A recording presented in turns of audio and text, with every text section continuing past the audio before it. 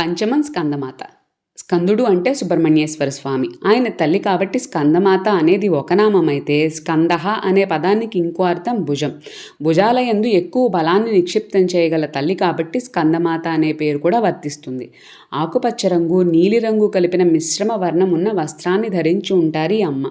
బంగారు రంగు శరీర ఛాయలో ఉంటారు. 4 చేతులు, 3 కళ్ళు మనం ఈ అమ్మవారి రూపంలో చూడొచ్చు.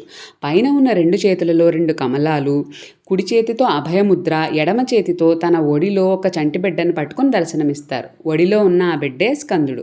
ఈ పుత్ర సమేత మాతని ఆరాధన చేస్తే సంతానం కలుగుతుందని ప్రతీతి. అంతేకాక జ్ఞానం, విద్య కావాలంటే ఈ స్కందమాతని ఆరాధన చేస్తే విద్య కలుగుతుంది.